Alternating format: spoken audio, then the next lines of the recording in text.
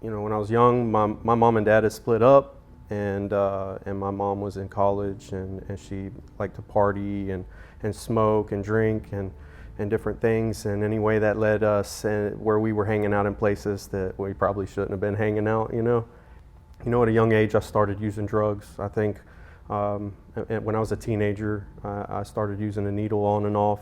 Was introduced to harder drugs. Got in a little bit of trouble here and there. And really just started my downward spiral. Hello, my name is Benjamin, and I'm with Loving Hands Ministries. I've been here for 4 years now. I graduated. It was a 24-month program, and I decided I felt led to stay on as an intern, and eventually, butted into being a staff member here.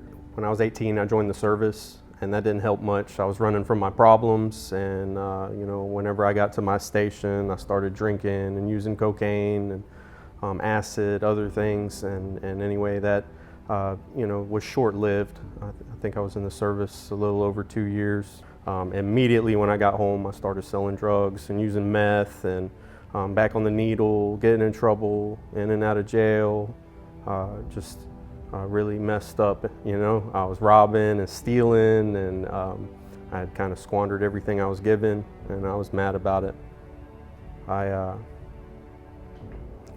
Before coming to Loving Hands, I had been homeless for about 3 years.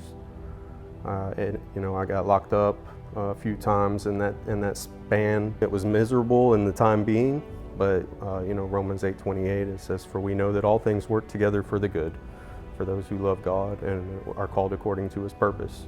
I woke up one morning and I decided I was desperate. I didn't know what to do, and my plan, I was going to go rob and kill someone and spend the rest of my life in prison.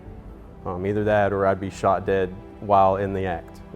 And anyway, on my way to do that, I stop at a cemetery and I start praying out to God. Like I said, I felt a knowledge of the Lord, but I didn't know who He was personally.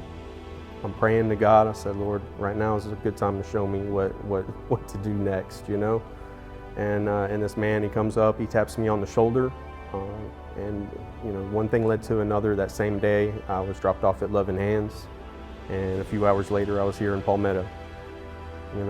I love the men here. I love watching men's life being transformed, growing in their knowledge of the Lord and who He is, just building relationship, because I know that's what changed my life.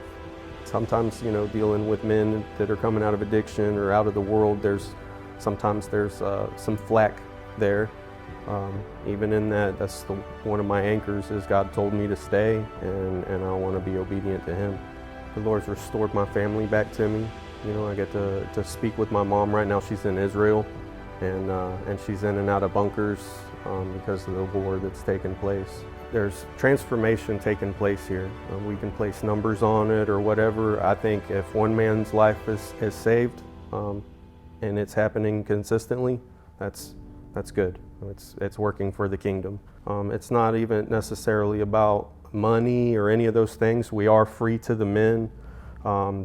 I didn't have to pay a dime. None of the men who've come through the program have ever had to pay anything to receive. I think Pastor Wendell used to say something along the lines of, "You can't put a price on a man giving his life to Christ," but it does take money to run the place. And also, whenever we come and we share, it's just as powerful to the men to be able to stand up on the stage and air out their dirty laundry than it is for the people out in the audience who are receiving and hearing these things and really like building their hope up.